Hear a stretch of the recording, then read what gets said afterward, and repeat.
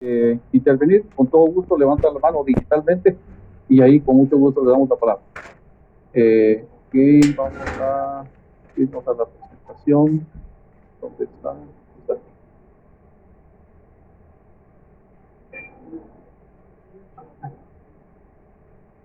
Ok, el día de hoy estábamos hablando de la capacidad que ha tenido eh, el ser humano. Ahorita voy a avanzar un poquito con el contenido del curso y después les doy la mano a los que están levantando la mano, por favor. Sí, porque el tiempo está limitado, ya vamos 7 minutos, vamos.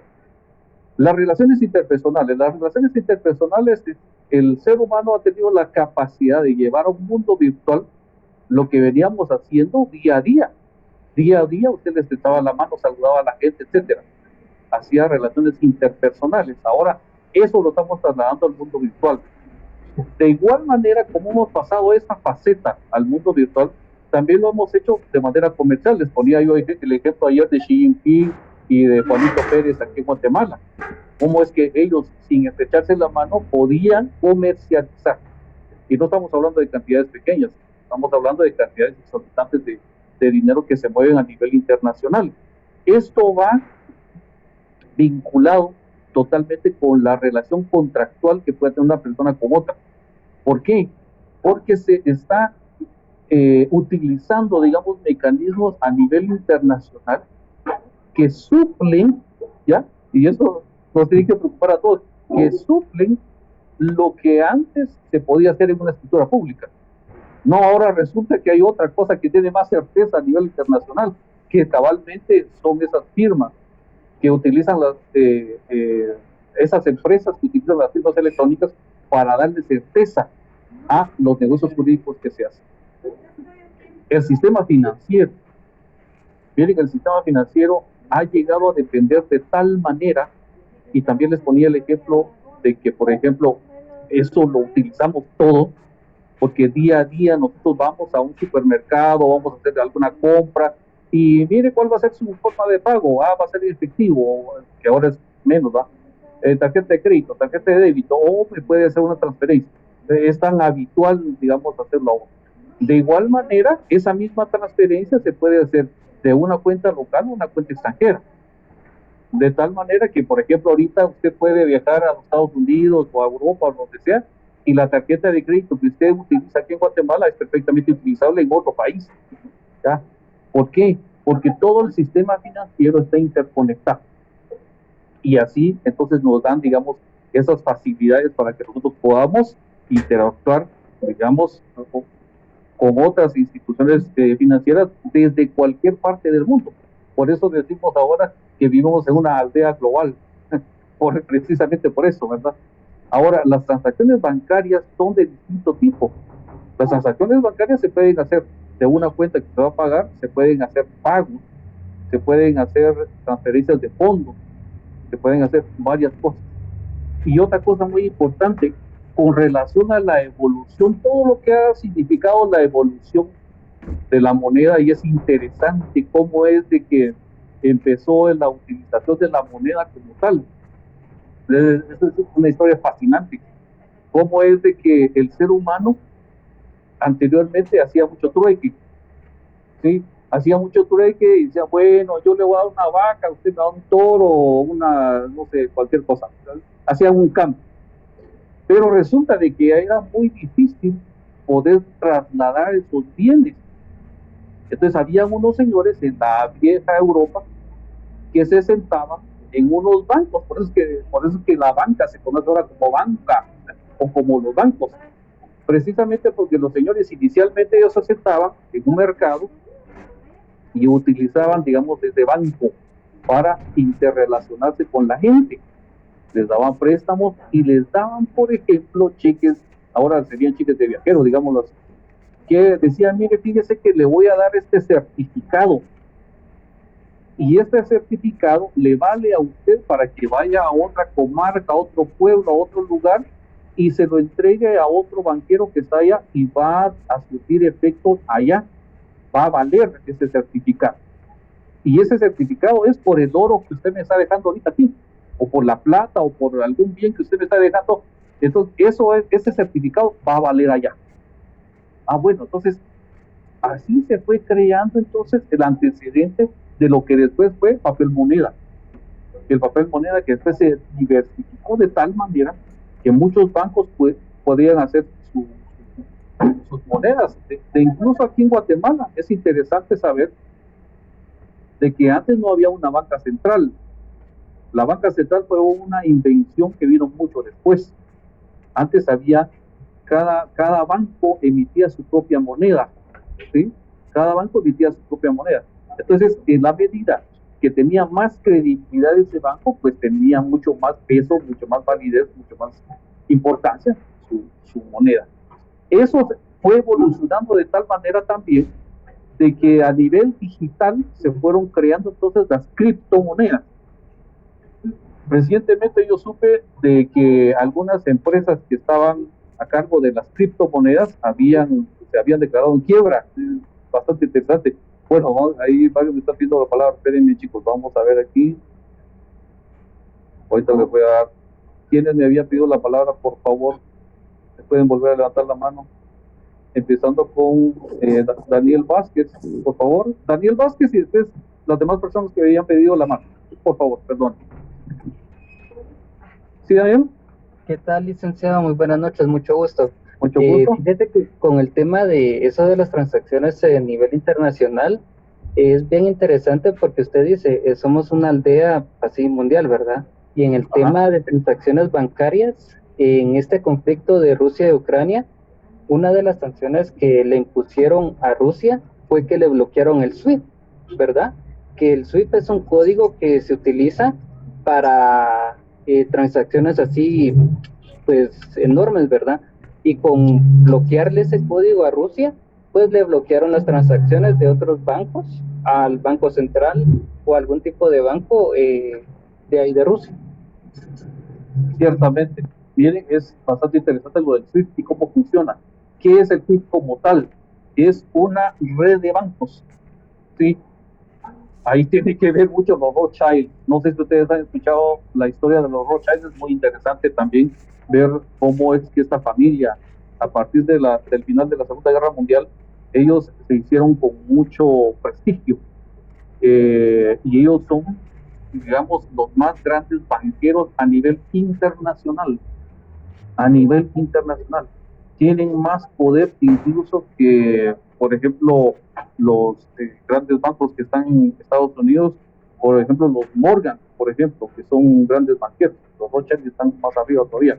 Pues ellos hicieron, bueno, no solamente ellos, muchos bancos hicieron redes. Lo que hicieron con Rusia fue sacarlo de la red, que ya no tuviera acceso a esa red, ¿sí? Bueno, y aparte de un montón de sanciones más económicas que le están imponiendo a Rusia, pero bueno, esa es parte, digamos, de la interconectividad que hay y que también, al final de cuentas, sirve como un arma para utilizarlo en contra de un país como tal, en este caso Rusia, ¿verdad? Mirna Consuelo Juárez, por favor. Lick, disculpe, fíjese que me entró una llamada a mi celular y ya no escucho nada, entonces voy a salir y voy a volver a entrar. Si usted me da otra vez para ingresar, porque no escucho nada, por favor. Dele, no tenga pena. Ok, ¿alguien más? ¿Alguien más quería participar? ¿No? Bueno, perfecto. Voy a dejarlo abierto ahorita, voy a confiar en ustedes. Benjamín de Jesús Méndez, dígame. Benjamín de Jesús Méndez. Ya abrió el micrófono, pero no se le escucha. No se le escucha, Benjamín. Muy buenas tardes, Eli. Muy buenas tardes, mucho gusto. Solo escuché buenas. Ahorita sí, ahorita sí. Buenas tardes, Eli. Es que se va y se viene el audio. audio. Buenas tardes. Ligue, solo una pregunta. Sí. Una consulta. Sí, dígame. ¿Las preguntas se pueden hacer al cierre de la clase o podría dejar 10 minutos antes de terminar para que todos podamos preguntar? Fíjate que yo le comento esto porque muchos no somos tan tecnológicos como hablan los compañeros ahí, algunos que retweet y todo eso. Entonces, a mí me gustaría escucharlo a usted, que nos enseñe todo, y de ahí pues ya surgen nuestras dudas. Que los Entiendo. compañeros que ya le piden más, pues de plano van a ir más a la par. Pero Sí. así como nosotros, o muchos, considero yo que estamos así un poquito neófitos en eso. No, pero cabalmente cursos para ponerlos al hilo. Ok, Yo le bueno, doy una gracias. observación, Lick. Muchas gracias. Excelente, excelente. Don Roberto Chocón, Buenas noches, Lick, buenas y noches. buenas noches a todos, un gusto. Solo para comentar sobre el tema de las transacciones bancarias y cómo influyen las relaciones interpersonales también, Ajá. cómo, o sea, como acá está colocado todo como una cadena, todo nos lleva a un proceso para poder darle finalidad a algo que empezamos. Sí, Entonces, en el asunto de la bolsa de valores y las criptomonedas, la información que podemos llegar a conseguir con realizar transacciones desde cualquier parte del mundo está muy interesante porque podemos hacer, como usted comentaba, podemos hacer trámites, se podría decir, desde cualquier parte del mundo, solo teniendo acceso a Internet. Entonces, tenemos acceso a mucha información, pero en el tema de las criptomonedas es interesante porque últimamente las criptomonedas no tienen una solidez que esperaban todos que podía tener. Y eso es lo que hace también que la bolsa de valores, como está acá, tenga eh, una función muy importante para poder realizar todo este tipo de relaciones al final. ya. Ok, muchas gracias. Ahorita vamos a hacer un par de comentarios con relación a eso. Sergio Andrés Torres González. Lick, para mí sería interesante saber si usted considera que las criptomonedas algún día reemplazarán totalmente al papel, al dinero, al papel. Ok, yo creo que sí. Yo creo que sí. De hecho, la mayoría de transacciones actualmente ya no se valen del papel moneda. Si ustedes se dan cuenta, en una vista así, digamos, rápida, en un supermercado, ¿qué utiliza más la gente? Cada vez es menos la utilización de moneda como tal, de los billetes como tal, y más la utilización de tarjeta de crédito, por la conveniencia, bueno, un montón de cosas, ¿verdad? Yo creo que las criptomonedas, a pesar de lo que pasó recientemente con las criptomonedas, que digamos que hay muchas, 2 o 3 compañías muy fuertes de criptomonedas que quebraron. Yo no sé si supieron ustedes, Nayib Bukele, que estaba promocionando bastante en El Salvador la utilización de criptomonedas. Incluso ahorita que quebraron estas empresas, él decía, no, pero bueno, eso es parte del mercado, empresas van, empresas vienen, etcétera, pero las criptomonedas ya no va a haber vuelta para atrás, se vamos a seguir utilizando. De hecho, yo creo que sí es parte de la depuración que se está haciendo. Así como en algún momento determinado existió el boom de los sitios web, de los .com. Yo no sé si supieron ustedes eso, pero hubieron muchos inversionistas, y eso para eso se utiliza la bolsa de valores, que decían, bueno, yo miro bastante rentable, digamos, un .com, entonces voy a invertir. Entonces se creó el boom ese y de repente se fue para abajo. Pero ha sido parte de la depuración que el mismo mercado, o sea que la oferta y la demanda va haciendo con relación a ciertos productos. Pero yo creo que es irreversible. La utilización de criptomonedas va a seguir, 100%. Sergio Andrés Torres, yo creo que sí. Sergio es quien había hablado ahorita, ¿verdad? Sí, Lick, yo era, creo que. Ok. Ahí está. Sharon Rodríguez. Buenas noches, licenciado. Solo una consulta. ¿Cuál es el tema del día de hoy? El tema del día de hoy es, ahorita todavía estamos en aspectos generales con relación al curso. ¿Ya? Ok, muchas Y el gracias. día de hoy vamos a entrar en temas específicos, pero para mí es muy importante hacerles esa inducción, porque entonces después nos vamos a retrotraer entonces a lo más básico, para empezar desde ahí, empezar a construir. pero es a lo que vamos a llegar, a poder entender de mejor manera cómo está compuesto el sistema como tal ahora, y cómo es que en Guatemala, por ejemplo, para mí una de las instituciones que más ha utilizado los mecanismos electrónicos es la SAT. La SAT ha logrado incorporar muchos servicios. Yo no sé si se recuerdan ustedes o alguna vez les tocó correr y hacer cola para pagar impuestos. Pues ahora ya casi no se vea eso. Entonces, todo lo hace de Claraguate, todo lo hace por medio de la banca en línea, todo lo hace digitalmente. Ya no tiene que ir a mojarse o a llevar solo, a hacer colas. No, ya eso ya quedó atrás. Uno puede pagar sus impuestos de esa manera. Por lo menos eso le pone a uno fácil, ¿verdad? Ok, Roberto Chocón, ya le había dado la palabra, ¿no? Yo creo que sí. Sí, Ok. Ok. Por favor, bajen la manita ahí cuando ya no, porque me parece todavía aquí. Alison Andrea, yo. Buenas noches, licenciado. Disculpe una pregunta. Al momento de poner la asistencia, muchos colocamos relaciones interpersonales, porque así está acá en la diapositiva que está compartiendo, pero no sé si habrá algún inconveniente con eso. Bueno, miren, tanto esté dentro de la temática, bueno, vamos a hacer algo. Yo estoy viendo que todos los días les están pidiendo una referencia como tal. Ok, ahora ya sí, a partir de mañana yo voy a empezar a darles el tema de hoy va a ser tal, para que ustedes ya sepan desde el principio. ¿Ok?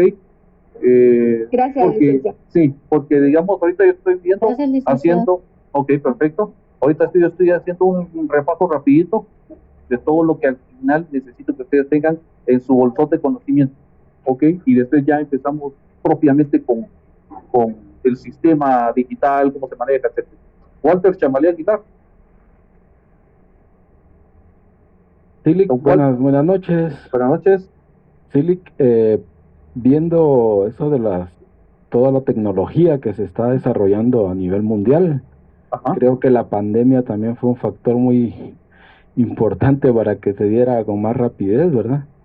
Así es. Ahora mi pregunta es, en Guatemala, ¿cómo estamos? ¿Qué tan a nivel estamos como para poder ya empezar a desaparecer el dinero físico como tal? Porque eso es todo el asunto de esto, todo el sistema financiero, desaparecer ya el dinero físico, ¿verdad?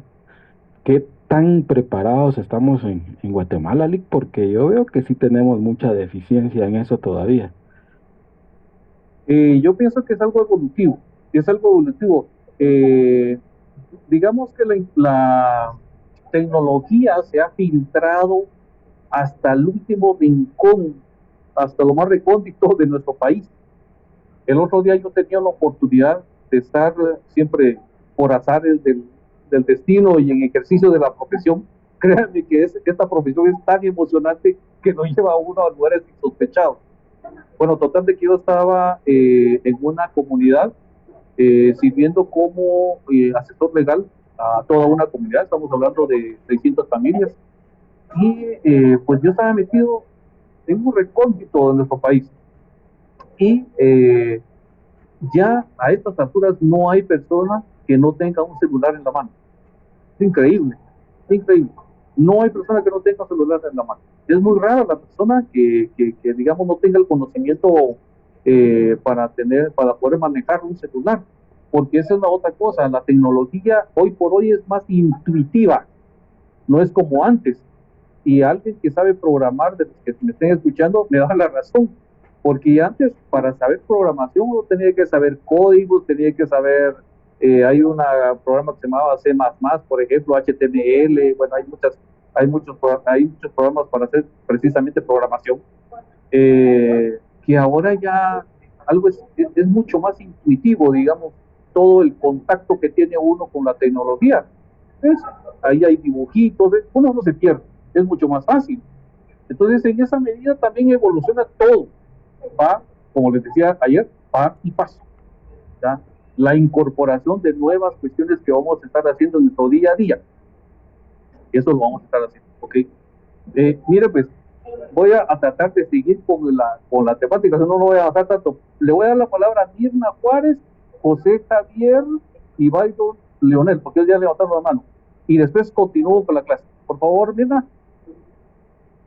Licenciado, buenas noches. Fíjese Buenas que noches. a mí me llama la atención, ya que estamos en las bases generales, ¿verdad? Del curso y estamos hablando de todo lo bancario.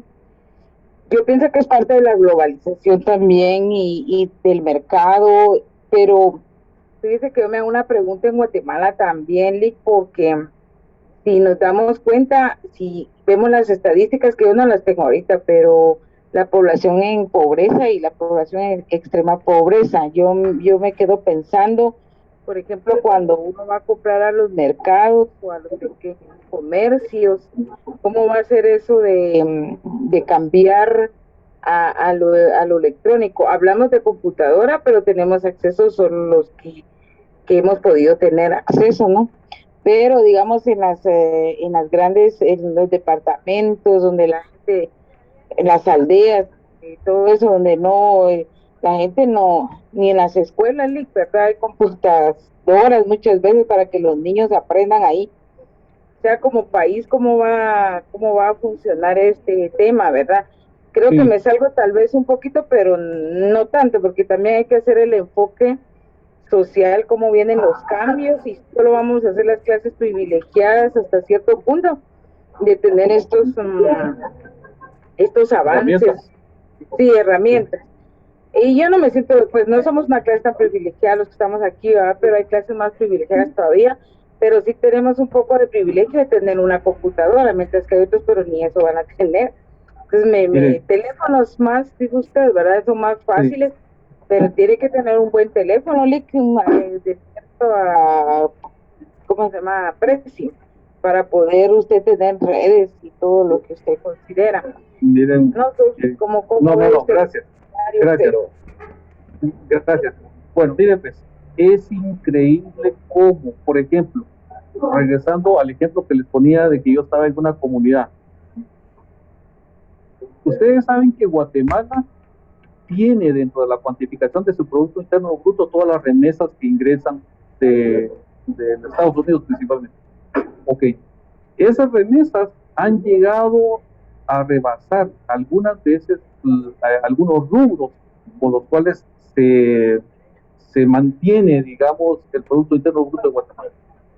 ¿Y a dónde llegan esas remesas? Pues llegan a todos los estratos sociales. Y esas remesas han llegado cabalmente también a esas comunidades que yo les digo que están bien metidas. Y uno dice, ¿cómo les va a llegar la tecnología? Les llega la tecnología, los beneficios de la tecnología. Las remesas no se podrían dar si no se pudiera utilizar una banca virtual o una banca que estuviera interconectada. No podía. Entonces, ¿quiénes van a ser beneficiados? Todos. De una u otra manera, todos somos beneficiados. Ya solo Byron y José, por favor. Y ustedes seguimos. Gracias, licenciado. Justo, buenas noches. Justamente de eso le iba a decir yo, que muchas veces las personas se ponen renuentes a que no van a tener el acceso a, pero como usted mencionaba, la SAT pone a disposición muchas herramientas y no las pueden utilizar por el simple hecho de que no pueden buscar en Google, así como buscan tutoriales para hacer pasteles o para hacer qué sé yo. Pueden buscar cómo emitir una factura electrónica y la gente no lo hace. Entonces, lo que usted decía, en los lugares más recónditos uno va y ahí tienen hasta mejor teléfono que uno para poder ver el Facebook, pero no para poder emitir una factura electrónica. Entonces es cuestión de idiosincrasia y de querer nosotros venir y vernos a futuro como un país que no potencia, pero sí ya más desarrollado de lo que estamos, y de no poner peros para poder venir y enfocarnos hacia la tecnología. Ese es mi punto de vista, licenciado. No, y así es. De hecho, va evolucionando eso va creciendo y va abarcando mucho más. Bueno, ¿quién me faltaba? José, creo yo, ¿verdad? Solo un pequeño de la opinión, ya no voy a seguir con el tema, pero no estoy de acuerdo en esa posición que dijeron últimamente, porque yo, por ejemplo, si vamos a Camotán a ver si tienen teléfono, pero la cosa es, no estoy de acuerdo, ¿no? Con ese criterio. Pero yo creo que, y eso Eso usted, donde hay dos abogados, hay 4 o 5 opiniones, eso es ciertísimo. Y se está haciendo patente con ustedes. Bueno, eso es parte de. Yo creo que hay una cuestión donde siempre hay una tesis y una antitesis, y después se hace una conclusión. En el ejercicio mismo de poner las ideas en confrontación, se van creando nuevos conocimientos. Entonces, es plausible. Lo que José, Javier, por favor, y ya sigo. Sí, solo un aporte bien pequeñito para que siga dando su clase, disculpe, que realmente a veces hasta donde llegamos que la gente dice, ay, qué inteligente, mi hijo de 1 año, 2 años ya sabe poner los juegos, y tal vez el inteligente no es el niño, sino que el ingeniero que hace que el entorno sea tan amigable que hasta los niños puedan utilizarlo, ¿verdad? Sí. Muy buen punto. Miren, fíjese que voy a continuar ahorita porque hay mucho de qué platicar. Yo creo que muchas veces nosotros nos ponemos paradigmas, nosotros mismos, porque muchas veces escuchamos y a veces nosotros mismos lo decimos, es que la tecnología me atropella. No, por favor, no se pongan esas limitaciones.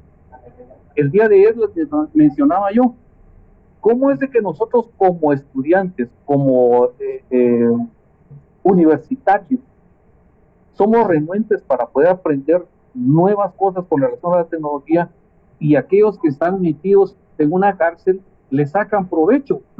Resulta de que ellos están utilizando los mecanismos electrónicos para sacarle dinero a la gente, y eso es día a día. Hay muchos esquemas incluso que se han utilizado para que, digamos, ellos puedan extorsionar a la gente. ¿Y de qué se valen? Se valen del WhatsApp, se valen de las redes sociales. Ayer les empezaba a explicar yo acerca de recientemente había llevado yo un caso en el cual una persona en San Marcos puso a la venta un vehículo. Ok, lo puso a la venta. Llegaron potenciales compradores y le dijeron, mire, fíjese que por ironía, fíjese que por la cuestión de la seguridad y que están robando bastante, nosotros no cargamos efectivo, entonces le vamos a pagar con cheque, no tenga pena. ¿Tiene WhatsApp? Sí, tengo WhatsApp. Entonces no tenga pena, le vamos a pasar a su WhatsApp la imagen del depósito en efectivo que le vamos a hacer. Entonces, ¿cómo va a ser posible que estos maleantes puedan hacer uso de un formato digital para cambiar los datos en una boleta de depósito? Oiga, ahí se pueden ellos valer de Photoshop, por ejemplo, que es una herramienta, digamos, muy conocida, Photoshop. Y esa es una herramienta que puede ser utilizada para cambiar muchas cosas y retocar imágenes de tal manera que la otra persona no se dé cuenta. Y en este caso le quitaron el vehículo a él, le dijeron, mire, ya le pagamos, no tenga pena, ahí está el depósito. Él contento porque le habían pagado supuestamente, y él entregó el carro, entregó las llaves, entregó dónde está el botón secreto, etcétera. Al día siguiente ellos ya estaban vendiendo ese vehículo, lo estaban rematando, y hubo otra persona incauta que compró ese vehículo. ¿Y cómo les pagó? Ellos sí, en efectivo, por favor, porque como es ganga, le vamos a dar el carro, pero nos tiene que pagar en efectivo. Y ellos se valen de otra cuestión, otro agujero que encontraron en el sistema. Que usted lleva los papeles ahí a cualquier centro comercial, no cualquiera, pero digamos alguno, y va con un notario y le dice, mire, ¿cuánto me cobra por hacer un traspaso? 300, 400 quetzales. Eso cobra un notario para hacer un traspaso. Ok, mire, aquí están los papeles, pero no sé si tiene que venir el vendedor. No tenga pena, no se preocupe. ¿Y qué hace el notario? Según como estaba recientemente el protocolo, y se los digo porque ve varios casos de esto,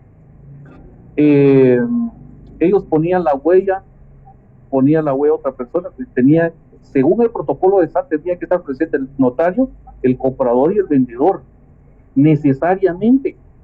Pero el notario ponía la huella de la secretaria o de la persona de la limpieza, no sé, cualquier otra persona. Y ya salían, digamos, de ese proceso burocrático de traspaso del vehículo, y se hacía el traspaso. Ahora, ¿qué pasó? en este caso. El notario que hizo este traspaso, por eso es tan delicado esto, el traspaso que hizo él de ese vehículo que después tuvo un reporte de que había sido robado, extraído ilegalmente, etcétera, él tuvo que comparecer al proceso y la única manera de que no lo sancionaran como tal fue negociar con la persona y resarcirle parte del daño que había sufrido, pagándole una cantidad muchísimo más alta que los 300 quetzales que él inicialmente había cobrado por hacer ese traspaso.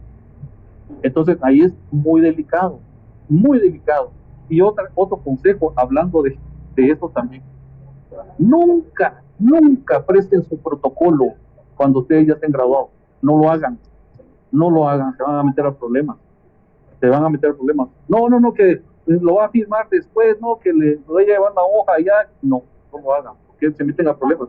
Hay también he tenido, digamos, algunos casos que he llevado ahí en el registro de la propiedad. Y son por descuidos de los notarios. Y después, entonces empiezan los grandes problemas. Entonces, consejo sano, nunca presten su protocolo. Eso no se presta. Aparte de otras cosas tampoco que se prestan, el protocolo tampoco. Ok. Bueno, lo que está aquí, de último la flyer, bolsa de valores, almacenamiento de información. Muy importante, el almacenamiento de información será en varios estratos de seguridad. El otro día, ¿verdad? Ayer les hablaba acerca de, por ejemplo, la dark web, la subweb. Esas son, digamos, partes de la cual se compone la internet. Y por ejemplo, usted tiene su correo electrónico, por ejemplo. Voy a hablar un poquito de este tema, como introducción. Después ya lo voy a hablar ya detenidamente y les voy a explicar cómo funciona esto. Usted tiene, por ejemplo, abierto su correo electrónico y ahí tiene, por ejemplo, guardada información, tiene fotos, tiene algunas canciones, no sé, tiene información suya ahí, ¿ok? Pero eso no lo tiene en su computadora, lo tiene en una cosa que le denominamos nube. ¿Pero qué es eso de nube? No es que la información esté flotando allá arriba, no. La información está siendo resguardada por una computadora en algún lugar que nosotros no sabemos. Por ejemplo, no sé si ustedes han tenido la oportunidad de ver el sistema de almacenamiento que tiene, por ejemplo, Google, que es una monstruosidad. Y ahí diariamente se sube una cantidad exorbitante de gigas de información de cualquier tipo. Eso es almacenamiento de información. Entonces, solo con su correo, usted ya está generando tráfico, ya está generando información, ya está generando archivos que se están guardando en algún lugar. Ok.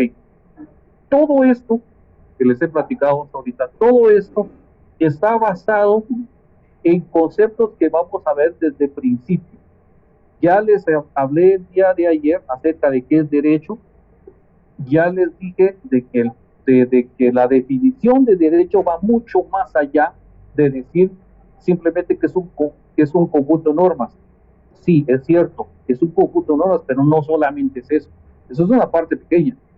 O sea, habíamos dicho que es una facultad, que es un conjunto de normas y que es una ciencia. ¿Y qué abarca esa ciencia? Cabalmente lo que estamos haciendo el día de hoy. Adentrándonos en una rama de esa ciencia del derecho. Y entonces vamos a ver ahorita de las dos locuciones que componen el concepto de informática jurídica. En primer lugar, lo que es informática. ¿Qué es informática? Bueno, allí está la concatenación de dos palabritas: información y automatización. Información y automatización. Eso es en términos, digamos, sencillos, ¿qué es la informática? Ahora, si lo definimos como tal, es el conjunto de conocimientos científicos y técnicas que hacen posible el tratamiento automático de la información por medio de computadoras. Bueno, entonces ahora ya no vamos a utilizar un cártex, ahora ya no vamos a utilizar un archivo, papel, no, ahora vamos a utilizar un mecanismo electrónico para almacenar toda esa información. ¿Por qué? porque nos vamos a valer de la tecnología para hacer eso. El ser humano ha digitalizado muchos aspectos de su vida, lo que veníamos hablando, y esta es una muy importante. Ok, entonces resulta ser que el derecho como tal voltea a ver a la informática y dice, ah, qué bonito, o sea que ahora ya no tengo que usar una máquina de escribir, no, y ya no lo tengo que hacer a mano, no, fíjese que ahora lo puede almacenar digitalmente.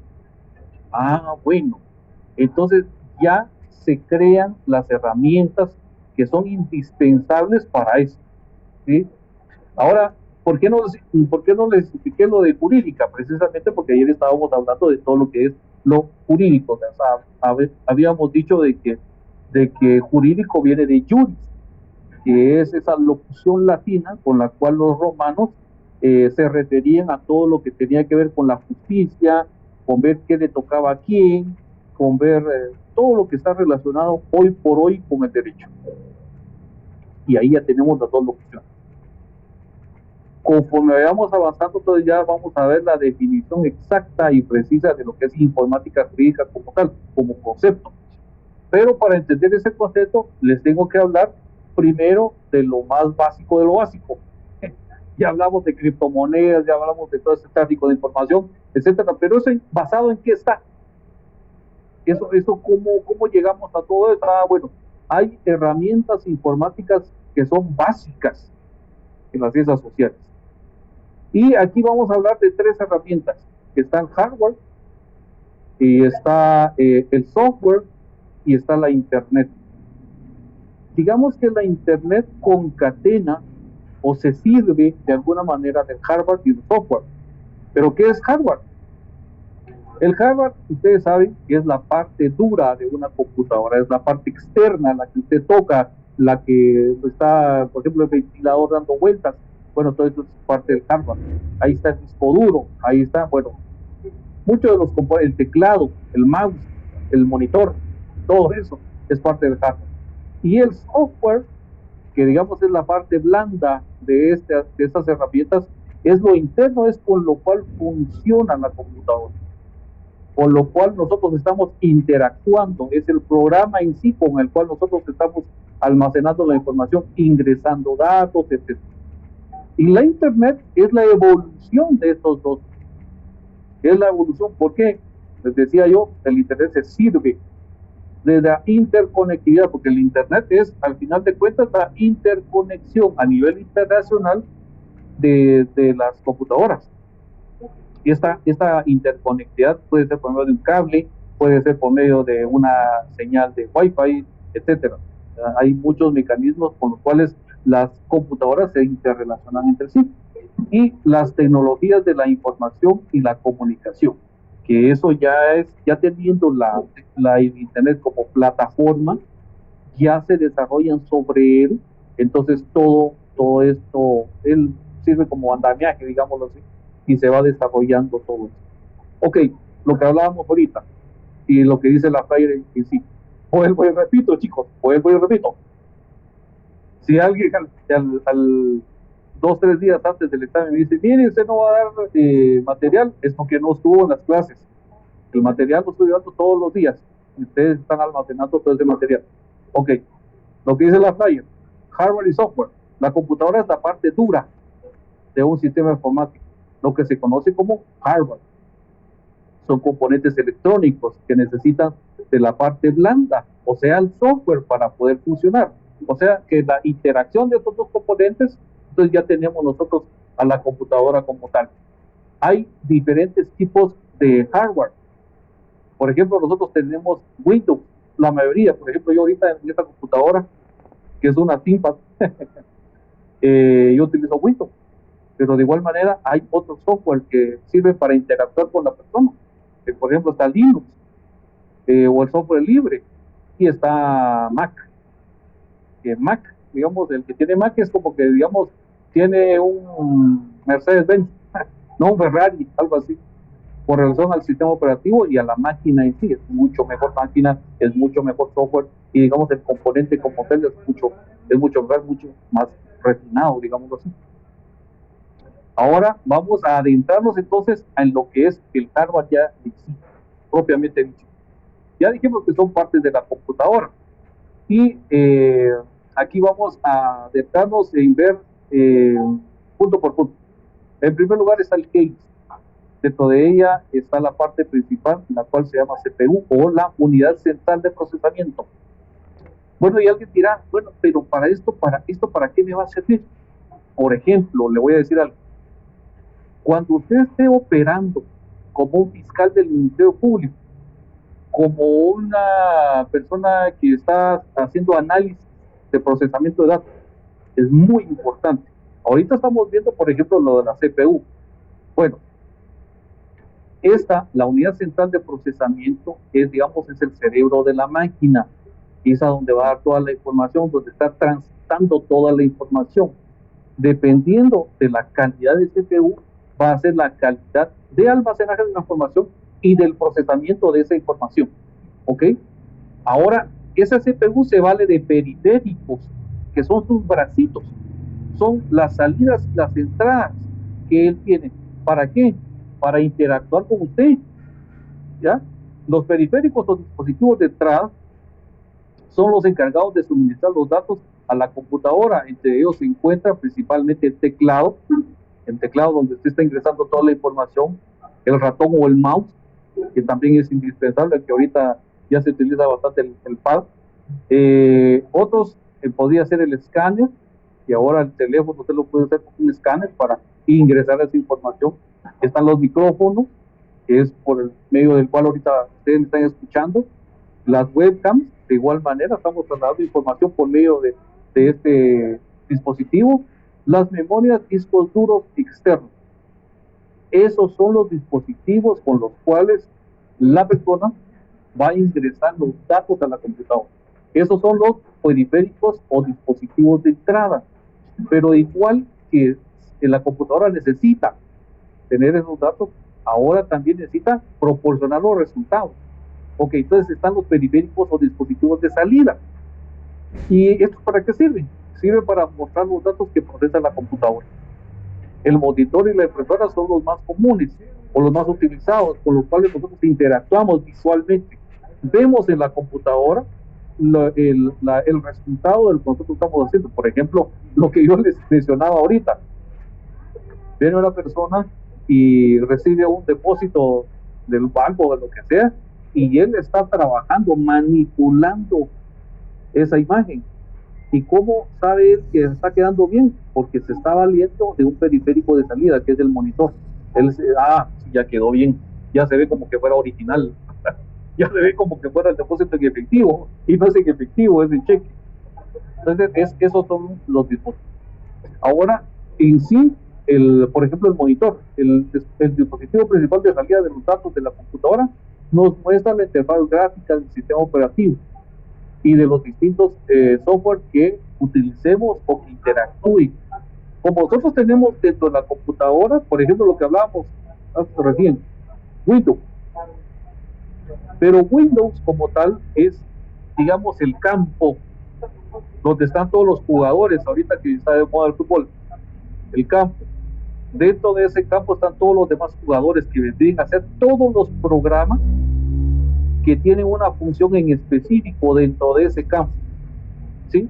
Ok, nos muestra la interfaz gráfica del sistema operativo y de los distintos software que utilicemos. Existen de distintos tipos.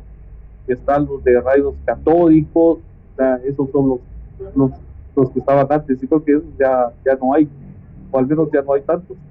Está el LDC, está y ahorita los que están muy de moda son los LED. Ahorita todo es LED. También hay monitores táctiles que pueden ser identificados, por lo tanto, como periféricos de entrada y periféricos de salida. ¿Por qué? Porque estamos interactuando precisamente, por ejemplo, el monitor que nosotros tenemos en un teléfono es el dispositivo de entrada y de salida al mismo tiempo. Eso es muy importante tenerlo presente. Después tenemos la placa base o la tarjeta madre o la mother. ¿Qué es eso? Fíjese que como nosotros tenemos columna vertebral, todos los seres humanos tienen columna vertebral. Dentro de una computadora, la columna vertebral vendría a ser la placa base, o la tarjeta madre o la mother. Es el dispositivo más grande que hay dentro de la CPU. Y esa tarjeta madre, ese motherboard, alberga o tiene las ranuras en las cuales, que se llaman slots, en los cuales se van poniendo cada una de las tarjetas. Ahí va pegado el procesador, van pegadas las tarjetas, va pegado, digamos, todos los dispositivos que la computadora necesita para funcionar. ¿Ya? Lo que dice la flyer es la placa más grande del sistema, un conjunto de circuitos integrados y chips electrónicos donde se conectan el resto de componentes en unas ranuras llamadas slots. Muchas placas traen integradas tarjetas de video, de sonido, de red, modem. Cada una de estas tiene una función en específico que las vamos a ver también. Y muy importante, en la motherboard hay una pequeña memoria. Eso es muy interesante. Ustedes se preguntarán cómo es de que una computadora, aún estando apagada, y ustedes la vuelven a encender, resulta de que él tiene la hora, no se perdió con la hora, tiene la fecha, no se perdió con la fecha. ¿Por qué? Porque hay una tarjetita dentro de la computadora, en la motherboard, que tiene esos datos con los cuales se inicializa una computadora.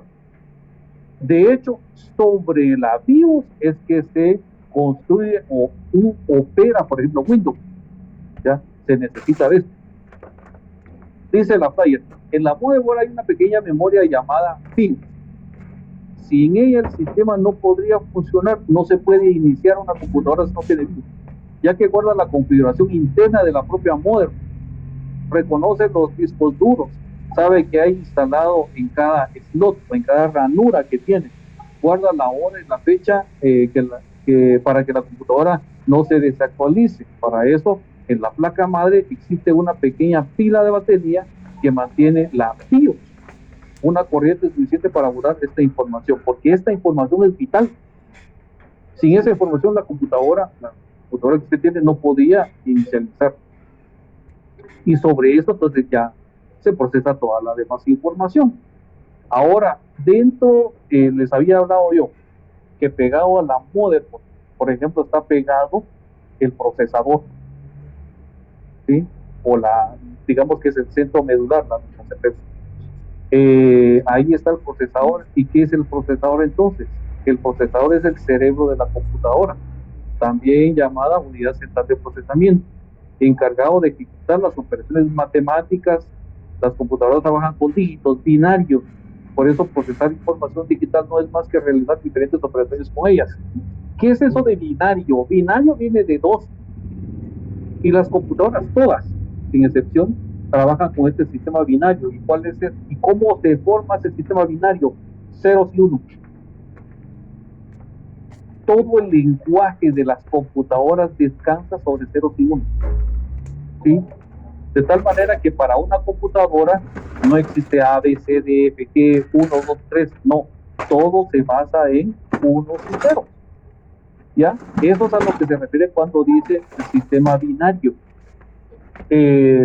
Muy interesante, porque el otro día estaba escuchando yo que hay otro sistema más arriba del binario que es mucho más complejo, pero bueno, ese ya es otro rollo, ¿verdad?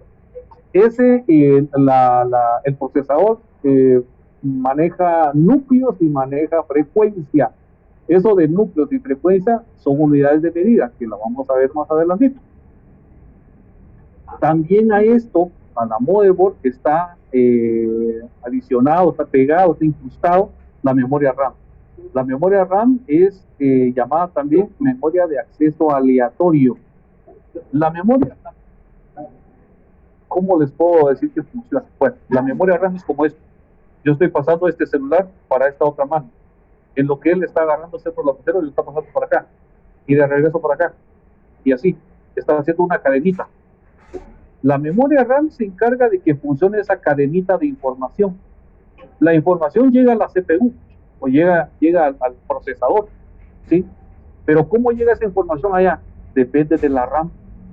En la RAM, digamos, es la autopista sobre la cual se va transfiriendo toda la información, todo lo que usted está haciendo ahí. Por ejemplo, yo quiero ahorita, bueno, voy a hacer mi trabajo, pero voy a elaborar un trabajo, y puede estar escuchando música para mí. Ok. Toda esa información la está transfiriendo la RAM. ¿Qué dice la falla? Dice memoria de acceso aleatorio. Mientras el procesador realiza sus operaciones, guarda en la memoria RAM los resultados. Por ejemplo, cuando está usted renderizando, por ejemplo, que es un proceso de procesamiento de video o de imagen, cuando son las imágenes bastante grandes, los que tienen alguna relación con imágenes, con procesamiento de imágenes, me van a entender cuando digo renderización, pero es un procedimiento que hace la computadora donde le exige bastante a la memoria RAM. ¿Por qué? Porque el RAM está haciendo esa transferencia de información, está pasando todos los bultos, ¿verdad? Entonces, entre más RAM usted tenga, mejor va a funcionar su computadora. Si su computadora, por ejemplo, está muy lenta, revise cuánto tiene de RAM, métale más RAM, así va a tener más velocidad su computadora. Bueno, depende de muchos otros factores, pero la RAM es muy importante.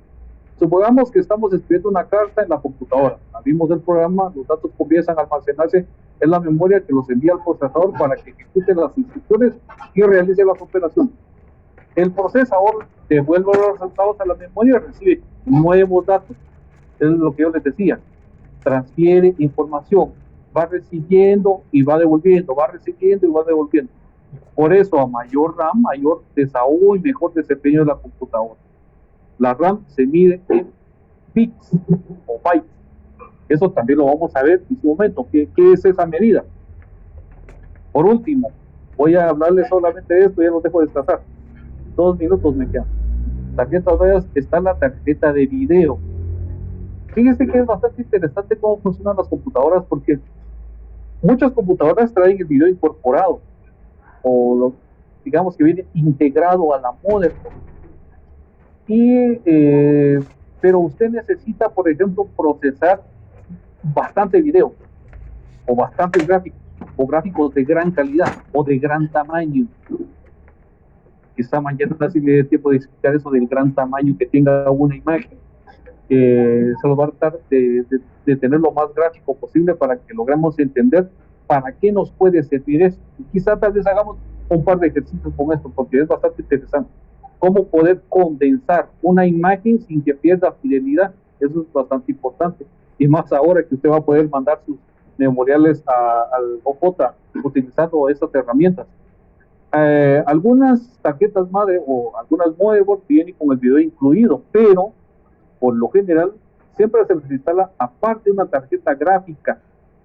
¿Por qué? Porque voy a sacarle el jugo o del video para que las imágenes se muestren con mayor nitidez y calidad en la pantalla, sobre todo si la computadora se dedicará a tareas que requieren más potencia de procesamiento de la imagen, como puede ser la edición de videos o jugar videojuegos, ¿verdad? Se compran aparte y se conectan a la placa madre a través de las rendijas o los slots. Ok, chicos, las 7, súper rápido se va el tiempo. Entonces vamos a detenernos el día de hoy y pues ya mañana yo ya estoy en la capital otra vez, entonces ya continuamos con el tema de la informática jurídica. Ahorita estamos viendo los rudimentos, vamos a avanzar después y vamos a ver cómo todo esto se concatena para estar hablando ya después de virus y un montón de cosas que veremos adelante. ¿Ok? Bueno, los dejo descansar, mañana los saludo. Buenas noches. Feliz noche, licenciado. Noche, licenciado.